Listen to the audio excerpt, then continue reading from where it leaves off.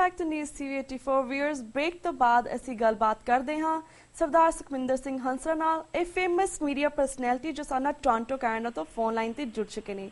ਜੀ ਹੰਸਰਾ ਸਾਹਿਬ, ਵਾਹਿਗੁਰੂ ਜੀ ਕਾ ਖਾਲਸਾ, ਵਾਹਿਗੁਰੂ ਜੀ ਕੀ ਫਤਿਹ।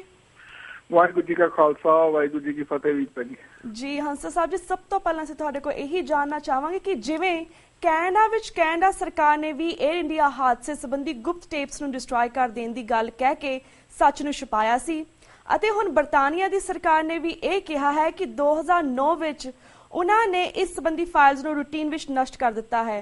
ਕੀ ਤੁਹਾਨੂੰ ਲੱਗਦਾ ਹੈ ਕਿ ਜਿਸ ਤਰ੍ਹਾਂ ਬਰਤਾਨੀਆ ਸਰਕਾਰ ਘੱਲੂਘਾਰੇ 84 ਲਈ ਜ਼ਿੰਮੇਵਾਰ ਹੈ, ਇਸੇ ਤਰ੍ਹਾਂ ਕੈਨੇਡਾ ਸਰਕਾਰ ਦੀ ਵੀ ਭਾਰਤ ਨਾਲ ਮਿਲੀ ਭੁਗਤ ਰਹੀ ਹੋਗੀ? ਸਭ ਤੋਂ ਪਹਿਲਾਂ ਤਾਂ ਰੀਜੀ ਇਟਸ ਅਨਫੋਰਚੂਨੇਟ ਕਿ ਸਿੱਖ ਹਮੇਸ਼ਾ ਹੀ ਬਰਤਾਨੀਆ, ਖਾਸ ਕਰਕੇ ਬਰਤਾਨੀਆ ਦੇ ਸਿੱਖ ਹਮੇਸ਼ਾ ਸੋਚਦੇ ਰਹੇ ਨੇ ਕਿ ਜਿਹੜੀ ਬਰਤਾਨੀਆ ਦੀ ਗਵਰਨਮੈਂਟ ਹੈ ਜਾਂ ਬਰਤਾਨੀਆ ਦੀਆਂ ਪੋਲੀਟੀਕਲ ਪਾਰਟੀਜ਼ ਨੇ ਉਹ ਸਿੱਖਾਂ ਦੇ ਨਾਲ ਕਾਫੀ ਸਿੰਪੈਥੈਟਿਕ ਸਨ। ਪਰ ਹੁਣ ਜਦੋਂ ਇਹ ਸੱਚਾਈ ਬਾਹਰ ਆਈ ਹੈ ਤਾਂ ਮੈਨੂੰ ਲੱਗਦਾ ਹੈ ਕਿ ਹਰ ਬਰਤਾਨੀਅਨ ਸਿੱਖ ਉਹ ਇਹ ਮਹਿਸੂਸ ਕਰ ਰਿਹਾ ਹੈ ਕਿ ਉਹਨਾਂ ਦੇ ਨਾਲ ਇੱਕ ਕਿਸਮ ਦਾ ਧੋਖਾ ਹੋਇਆ ਹੈ।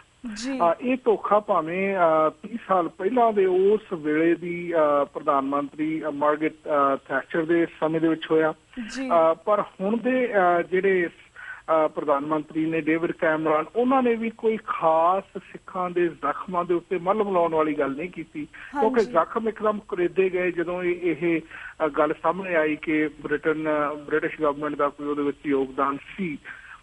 ਘੱਟੋ ਘੱਟ ਇੱਕ ਗੱਲ ਤਾਂ ਸਪਸ਼ਟ ਹੋ ਗਈ ਨਾ, ਬ੍ਰਿਟਿਸ਼ ਗਵਰਨਮੈਂਟ ਨੂੰ ਪਹਿਲਾਂ ਹੀ ਪਤਾ ਸੀ, ਆਲਮੋਸਟ ਫਰਵਰੀ ਦੇ ਵਿੱਚ ਪਤਾ ਸੀ ਕਿ ਸਿੱਖਾਂ ਦੇ ਉੱਤੇ ਐਸਾ ਹਮਲਾ ਹੋਣ ਵਾਲਾ ਹੈ।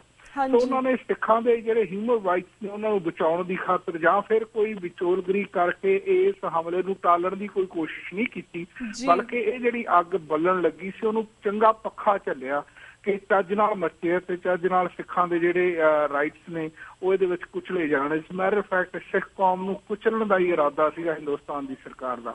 ਹੁਣ ਜਦੋਂ 30 ਸਾਲ ਬਾਅਦ ਇਹ ਜ਼ਖਮ ਇੱਕਦਮ ਕੁਰੇਦੇ ਗਏ, ਇੱਕਦਮ ਜ਼ਖਮ ਫਿਰ ਸਾਰੇ ਸਿੱਖਾਂ ਦੇ ਤਾਜ਼ਾ ਹੋ ਗਏ ਕਿ ਹੈ ਬ੍ਰਿਟਿਸ਼ ਗਵਰਨਮੈਂਟ ਦਾ ਵੀ ਉਹਦੇ ਵਿੱਚ ਯੋਗਦਾਨ ਸੀ, ਹੋਰ ਕਿਸ ਦਾ ਵੀ ਯੋਗਦਾਨ ਹੋ ਸਕਦਾ ਹੈ।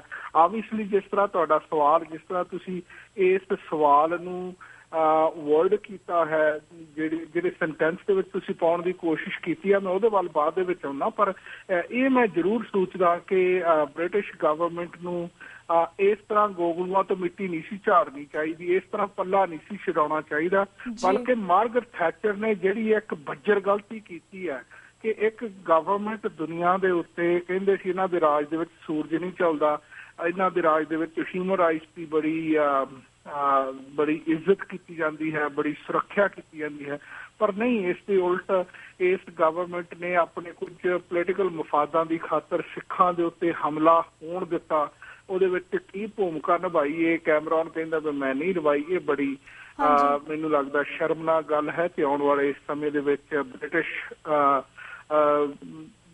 ਸੋਰਟ ਆਫ ਹੈਮਸਫੀਅਰ ਦੇ ਵਿੱਚ ਵੱਸਦੇ ਸਿੱਖ ਹੈ ਜਿਹੜੇ ਉਹ ਆਪਣਾ ਲਾਈਨ ਆਫ ਐਕਸ਼ਨ ਜ਼ਰੂਰ ਇਹਦੇ ਬਾਰੇ ਕੋਈ ਨਾ ਕੋਈ ਉਲੀਕਣਗੇ ਕਿ ਸਾਨੂੰ ਕਿਸ ਤਰ੍ਹਾਂ ਹੁਣ ਇਸ ਸਮੇਂ ਦੇ ਨਾਲ ਜਾਂ ਇਹਨਾਂ ਗਵਰਨਮੈਂਟਸ ਦੇ ਨਾਲ ਨਜਿੱਠਣਾ ਚਾਹੀਦਾ।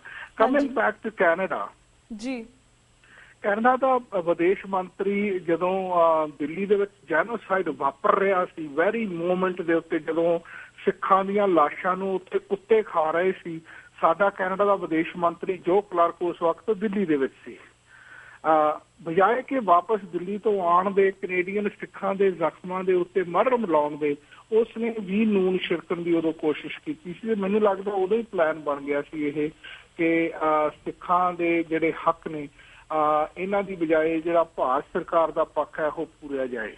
ਹੁਣ ਇਹ ਨਹੀਂ ਸਾਨੂੰ ਪਤਾ, ਅਜੇ ਵੀ ਨਹੀਂ ਪਤਾ ਲੱਗ ਸਕਿਆ, ਸ਼ਾਇਦ ਨਾ ਵੀ ਲੱਗ ਸਕੇ ਕਦੇ, ਕਿ ਕੀ prior to Golden Temple attack, prior to Darbar Sahib ਉੱਤੇ ਹਮਲਾ ਕਰਨ ਦੇ ਕੋਈ ਕੈਨੇਡੀਅਨ ਗਵਰਨਮੈਂਟ ਨੂੰ ਉਹਦੀ ਕੰਸਲਟੇਸ਼ਨ ਦੇ ਵਿੱਚ ਲਿਆ ਗਿਆ ਸੀ, ਇਹਨਾਂ ਨੂੰ ਕੁਛ ਪਤਾ ਸੀ ਜਾਂ ਨਹੀਂ ਪਤਾ ਸੀ, ਇਹ ਨਹੀਂ ਪਤਾ, ਪਰ ਸਾਨੂੰ ਇਹ ਜ਼ਰੂਰ ਪਤਾ ਕਿ ਏਅਰ ਇੰਡੀਆ ਦਾ ਬੰਬ ਕਾਂਡ ਜਿਹੜਾ ਵਾਪਰਿਆ ਇੱਥੇ ਕੈਨੇਡਾ ਦੇ ਵਿੱਚ 1985 ਦੇ ਵਿੱਚ, ਉਸ ਦੇ ਵਿੱਚ ਜਿਹੜੀ ਉਸ ਤੋਂ ਬਾਅਦ ਦੀ ਜਿਹੜੀ ਗਵਰਨਮੈਂਟ ਆਫ ਕੈਨੇਡਾ ਦੀ ਭੂਮਿਕਾ ਰਹੀ ਹੈ ਉਹ ਇੰਨੀ ਗੈਰ ਜ਼ਿੰਮੇਵਾਰ ਨਾ ਰਹੀ ਹੈ, ਇੰਨੀ ਐਂਟੀ ਸਿੱਖ ਰਹੀ ਹੈ, ਇੰਨੀ ਪ੍ਰੋ ਇੰਡੀਆ ਰਹੀ ਹੈ ਕਿ ਸਿੱਖਾਂ ਦੇ ਮੱਥੇ ਦੇ ਉੱਤੇ ਸਟਿਗਮਾ ਲਾਉਣ ਦੇ ਵਿੱਚ ਕੈਨੇਡਾ ਦੀ ਗਵਰਨਮੈਂਟ ਦਾ, ਹਿੰਦੁਸਤਾਨ ਦੀ ਸਰਕਾਰ ਤਾਂ ਚਾਹੁੰਦੀ ਸੀ, ਪਰ ਕੈਨੇਡਾ ਦੀ ਗਵਰਨਮੈਂਟ ਦਾ ਬਕਾਇਦਾ ਹੱਥ ਰਿਹਾ ਹੈ।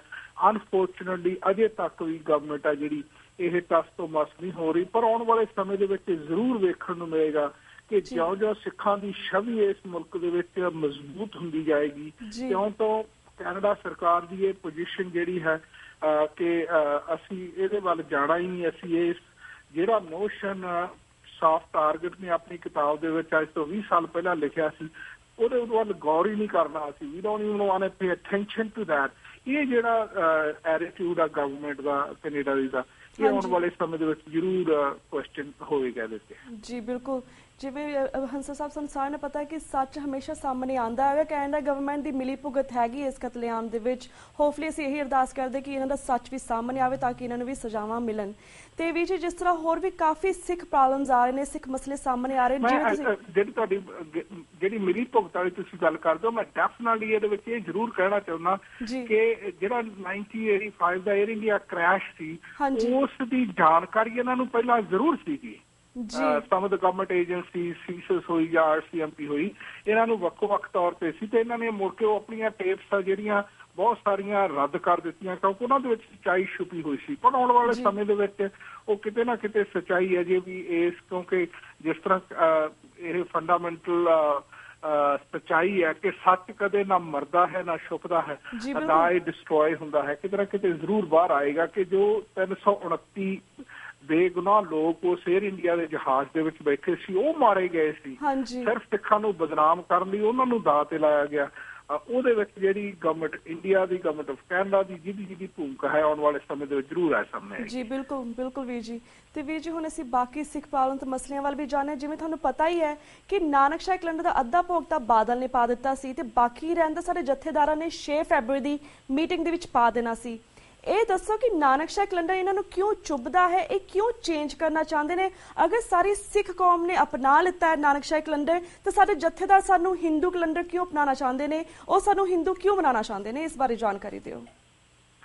ਕਿਉਂ ਬਣਾਉਣਾ ਚਾਹੁੰਦੇ ਤਾਂ ਬੜਾ ਸਪਸ਼ਟ ਹੈ, ਕਿਉਂਕਿ ਸਾਡਾ ਜਿਹੜਾ ਅਕਾਲ ਤਖਤ ਸਾਹਿਬ ਆ ਉਹ ਬਾਦਲ ਦੇ ਖੇਮਿਆਂ ਦੇ, ਬਾਦਲ ਦੇ ਦੋਮਸ਼ਲਿਆਂ ਦੇ ਸਾਰਿਆਂ ਦੇ ਹੱਥ ਥੱਲੇ ਆ, ਉਹਦੀ ਰਾਜਨੀਤੀ ਦੇ ਕੁੰਡੇ ਥੱਲੇ ਅਕਾਲ ਤਖਤ ਸਾਹਿਬ ਨੂੰ ਇਸ ਵਕਤ ਕੀਤਾ ਗਿਆ ਜੀ। ਅਨਫੋਰਚੂਨੇਟਲੀ ਜਿਹੜਾ ਬਾਦਲ ਆ ਕਿਉਂਕਿ ਉਸਨੇ ਸਿਰਫ ਰਾਜ ਕਰਨ ਦੀ ਖਾਤਰ ਬਹੁਤ ਸਾਰੇ ਆਪਣੇ ਜਿਹੜੇ ਹਿੱਤ ਨੇ ਉਹ ਗੈਰਾਂ ਦੇ ਕੋਲਾ ਗਿਰਵੀ ਕੀਤੇ ਹੋਏ ਨੇ। ਉਹ ਲੋਕ ਜਿਹੜੇ ਕਿ ਸਿੱਖਾਂ ਨੂੰ ਸਦਾ ਵਾਸਤੇ ਇੱਕ ਸਹਾਰੇ ਬਣਾ ਕੇ ਰੱਖਣਾ ਚਾਹੁੰਦੇ ਨੇ, ਉਹਨਾਂ ਦੇ ਹੱਥਾਂ ਦੇ ਵਿੱਚ ਬਾਦਲ ਖੇਡ ਰਿਹਾ ਤਾਂ ਕਿ ਬਾਦਲ ਆਪਣੀ ਸਰਕਾਰ ਆ ਜਿਹੜੀ ਉਹ ਚਲਾ ਸਕੇ, ਚਲਾ ਵੀ ਰਿਹਾ ਹੈ, ਨੋ ਡਾਊਟ। ਆਉਣ ਵਾਲਾ ਸਮਾਂ ਜਿਹੜਾ ਹੈ ਇਹ ਬੜਾ ਨਾਜ਼ੁਕ ਹੈ ਸਾਡੇ ਲਈ ਕਿ ਨਾਨਕਸ਼ਾਹੀ ਕੈਲੰਡਰ 2003 ਦੇ ਵਿੱਚ ਲਾਗੂ ਕੀਤਾ, ਭਾਵੇਂ ਉਹ ਉਦੋਂ ਵੀ ਸੰਪੂਰਨ ਨਹੀਂ ਸੀ, ਉਦੋਂ ਵੀ ਅਜੇ ਲੰਗੜਾ ਸੀ, ਉਦੋਂ ਵੀ ਅਜੇ ਅਧੂਰਾ ਸੀ, ਪਰ ਫਿਰ ਵੀ ਅਸੀਂ ਸਬਰ ਕੀਤਾ ਸਿੱਖਾਂ ਨੇ ਕਿ ਚਲੋ ਕੁਛ ਨਾ ਕੁਛ ਤਾਂ ਸਾਡੇ ਪੱਲੇ ਆਇਆ। ਜੇ ਅਸੀਂ 100 ਯਾਰਡਸ ਨਹੀਂ, ਘੱਟੋ ਘੱਟ ਅਸੀਂ 70-80 ਯਾਰਡ ਤੇ ਜਾ ਕੇ ਡਿੱਗੇ ਹਾਂ ਪ੍ਰਾਪਤੀ ਦੇ ਵਿੱਚ। ਪਰ ਅਨਫੋਰਚੂਨੇਟਲੀ ਉਸ ਤੋਂ ਬਾਅਦ ਫਿਰ ਜਿਸ ਤਰ੍ਹਾਂ ਸੋਰਟ ਆਫ ਯੂ ਟਰਨ ਮਾਰੀ ਗਈ ਅਕਾਲ ਤਖਤ ਸਾਹਿਬ ਦੇ ਨਾਂ ਦੇ ਉੱਤੇ, ਅਕਾਲ ਤਖਤ ਸਾਹਿਬ ਦੇ ਕਨਸੈਪਟ ਨੂੰ ਹੌਲਿਆਂ ਕਰਦਿਆਂ, ਤਾਂ ਮੈਂ ਸਮਝਦਾ ਹਾਂ ਕਿ ਸਿੱਖ ਤਾਂ ਜਾਗਰੂਕ ਹੈ, ਭਾਵੇਂ ਕਿ ਸਿੱਖ ਅਕਾਲ ਤਖਤ ਸਾਹਿਬ ਦੇ ਸਾਹਮਣੇ ਆਪਣੇ ਆਪ ਨੂੰ ਥੋੜਾ ਜਿਹਾ ਲਾਚਾਰ ਸਮਝ ਰਿਹਾ ਹੈ, ਪਰ ਜਿਸ ਤਰ੍ਹਾਂ ਜਾਗਰੂਕਤਾ ਆ ਰਹੀ ਹੈ ਅਮਰੀਕਨ ਗੁਰਦੁਆਰਾ ਪ੍ਰਬੰਧਕ ਕਮੇਟੀ ਜਾਂ ਫਿਰ ਈਵਨ ਯੂਰਪ ਦੀਆਂ ਬਹੁਤ ਸਾਰੀਆਂ ਜਥੇਬੰਦੀਆਂ ਨੇ ਇਹਦੇ ਵਿੱਚ ਆਪਣਾ ਯੋਗਦਾਨ ਪਾਇਆ ਹੈ ਤੇ 2003 ਦਾ ਜਿਹੜਾ ਨਾਨਕਸ਼ਾਹੀ ਕੈਲੰਡਰ, ਜਿਹਨੂੰ ਮੁਗਲ ਨਾਨਕਸ਼ਾਹੀ ਕੈਲੰਡਰ ਦੇ ਨਾਂ ਤੇ ਅਸੀਂ ਜਾਣਦੇ ਹਾਂ, ਉਹਨੂੰ ਅਡਾਪਟ ਕੀਤਾ ਹੋਇਆ ਹੈ। ਮੈਂ ਸਮਝਦਾ ਹਾਂ ਕਿ ਇੱਕ ਬਹੁਤ ਵੱਡਾ ਚੈਲੰਜ ਹੈ ਅਤੇ ਇਹ ਚੈਲੰਜ ਜਿਹੜਾ ਬਣਿਆ ਰਹਿਣਾ ਚਾਹੀਦਾ ਹੈ ਜਦ ਤੱਕ ਅਕਾਲ ਤਖਤ ਸਾਹਿਬ ਦੇ ਸਰਬਲੋਹਾਂ ਨੂੰ ਸਰਬਰਾਹਾਂ ਨੂੰ ਇਹ ਜਾਣਕਾਰੀ ਜਾਂ ਫਿਰ ਇਹ ਅਹਿਸਾਸ ਨਹੀਂ ਹੋ ਜਾਂਦਾ ਕਿ ਕੋਈ ਵੀ ਤਾਕਤ ਹਿੰਦੁਸਤਾਨ ਦੇ ਵਿੱਚ ਅਕਾਲ ਤਖਤ ਸਾਹਿਬ ਦੇ ਕਨਸੈਪਟ ਸਿਧਾਂਤ ਤੋਂ ਉੱਪਰ ਨਹੀਂ ਹੈ, ਚਾਹੇ ਉਹ ਬਾਦਲ ਹੋਏ, ਚਾਹੇ ਉਹ ਅਡਵਾਨੀ ਸ਼ਡਵਾਨੀ ਹੋਣ, ਜਾਂ ਕੋਈ RRS ਹੋਏ, ਜਾਂ ਫਿਰ ਕੋਈ ਸ਼ਿਵ ਸੈਨੀ ਹੋਣ, ਜਾਂ ਫਿਰ ਕੋਈ ਸੰਤ ਸਮਾਜੀ ਹੋਣ, ਕੋਈ ਵੀ ਅਕਾਲ ਤਖਤ ਸਾਹਿਬ ਤੋਂ ਉੱਪਰ ਨਹੀਂ ਹੈ। ਜਦੋਂ ਅਕਾਲ ਤਖਤ ਸਾਹਿਬ ਦੇ ਉਸ ਸੇਵਾਦਾਰ ਨੂੰ ਇਹ ਅਹਿਸਾਸ ਹੋ ਜਾਏਗਾ ਕਿ ਉਹ ਕਿਸ ਪਦਵੀ ਤੇ ਬੈਠਾ ਹੈ, ਕਿਹੜੀ ਜ਼ਿੰਮੇਵਾਰੀ ਉਹਦੇ ਕੰਧਿਆਂ ਦੇ ਉੱਤੇ ਹੈ, ਤਾਂ ਉਸ ਤੋਂ ਬਾਅਦ ਮੈਨੂੰ ਲੱਗਦਾ ਹੈ ਕਿ ਸਾਡਾ ਇਹ ਸਵਰੇਗਾ। ਪਰ 6 ਫਰਵਰੀ ਟਲ ਗਈ ਆ, ਅੱਜ 7 ਫਰਵਰੀ ਹੈ ਤੇ ਇਹ ਵੀ ਕਿਹਾ ਜਾ ਰਿਹਾ ਹੈ ਕਿ ਉਸ ਦੇ ਉੱਤੇ ਸ਼ਾਇਦ ਨਜ਼ਰਸਾਨੀ ਅੱਜ ਕੀਤੀ ਜਾਏਗੀ। ਇਹ ਜਿਹੜੀ ਮੈਂ ਸਮਝਦਾ ਹਾਂ ਕਿ ਬੜੀ ਚਿੰਤਾ ਵਾਲਾ ਮਾਹੌਲ ਇਸ ਵਕਤ ਬਣਿਆ ਹੋਇਆ ਹੈ ਨਾਨਕਸ਼ਾਹੀ ਕੈਲੰਡਰ ਨੂੰ ਲੈ ਕੇ। ਬਿਲਕੁਲ ਵੀਰ ਜੀ, ਬਿਲਕੁਲ। ਤੇ ਵੀਰ ਜੀ, ਸਾਡੇ ਕੋਲ ਸਵਾਲ ਤਾਂ ਹੋ ਵੀ ਤੁਹਾਡੇ ਬਹੁਤ ਨਹੀਂ, ਪਰ ਸਾਡਾ ਇਸ ਵੇਲੇ ਵਕਤ ਸਮਾਪਤੀ ਵੱਲ ਜਾ ਰਿਹਾ ਹੈ। ਤੁਹਾਡਾ ਬਹੁਤ ਬਹੁਤ ਸ਼ੁਕਰੀਆ ਸਾਡੀ ਸਿੱਖ ਸੰਗਤਾਂ ਦੇ ਰੂਬਰੂ ਹੋਏ। ਇਸੇ ਤਰ੍ਹਾਂ ਸਮੇਂ ਤੁਹਾਨੂੰ ਫਿਰ ਤੋਂ ਰੂਬਰੂ ਕਰਵਾਉਂਦੇ ਰਵਾਂਗੇ। ਤਦ ਤੱਕ ਲਈ ਮੈਂ ਇਜਾਜ਼ਤ ਲੈਂਦੀ ਹਾਂ। ਵਾਹਿਗੁਰੂ ਜੀ ਕਾ ਖਾਲਸਾ, ਵਾਹਿਗੁਰੂ ਜੀ ਕੀ ਫਤਿਹ ਜੀ। ਤੇ ਵਿਊਅਰਸ, ਇੱਥੇ ਮੈਂ ਤੁਹਾਡੇ ਕੋਲ ਇਜਾਜ਼ਤ ਲੈਂਦੀ ਹਾਂ। ਕੱਲ ਨੂੰ ਮਿਲਾਂਗੇ ਸੇਮ ਟਾਈਮ ਸੇਮ ਸ਼ੋ ਤੇ। ਤਦ ਤੱਕ ਲਈ ਵਾਹਿਗੁਰੂ ਜੀ ਕਾ ਖਾਲਸਾ, ਵਾਹਿਗੁਰੂ ਜੀ ਕੀ ਫਤਿਹ।